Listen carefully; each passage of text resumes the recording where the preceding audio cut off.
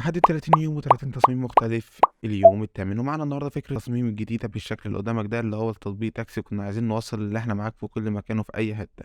عشان كده عملنا التصميم ده، خلينا التليفون في وسط منطقة بالشكل اللي قدامك ده، زائد اللي احنا ضفنا شوية حبشكنات كده. تابع معايا للنهاية عشان تشوف التصميم خطوة بخطوة. أول حاجة جبنا صورة الخلفية بالشكل اللي قدامك ده من على جوجل. شيلنا شكل السما، ضفنا السما الزرقاء ديت عشان يضيف كونتراست حلو كده للخلفية. ده عملنا شوية ريتاتش، غمقنا الخلفية. ضفنا بعد كده صورة التليفون، عملنا له ماسك عشان يطلع من المبان اللي قدامك ده. ضفنا لون الخلفية للتليفون عشان تكون ملائمة للهوية الخاصة بتاكسي اللي هو اللون الأصفر. بعد كده ضفنا شوية جلو عشان كأنه منور كده.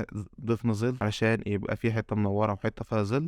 بعد كده غيرنا اللون اللي هو بتاع التليفون، خليناه أصفر عشان يكون برضو ماشي مع الهوية. ضفنا اللون الأصفر الأسمر ده عشان نضيف التكست عشان ما يكونش تايه وسط الخلفية، عشان زي ما انت شايف كده الخلفية زحمة. بعد كده ضفنا التكست بالشكل اللي قدامك ده. ستشعر معنا اننا جيران.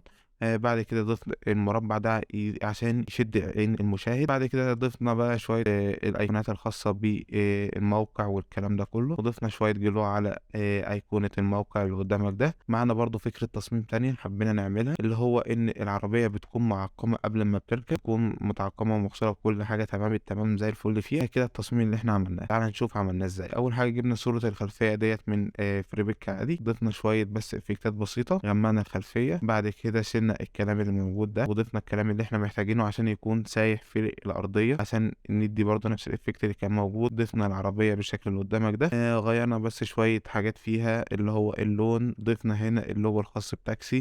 ضفنا اللي هي الفقاعة دي جبتها مفرغة من PNG على طول عشان ما ضيعش فيها وقت. بعد كده ضفنا شوية بقى الخاص بالكورونا ده، ضفناه كده في الهواء وكررناه كذا طريقة، اللي هو مش عارف أصلا يدخل العربية عشان هي معقمة.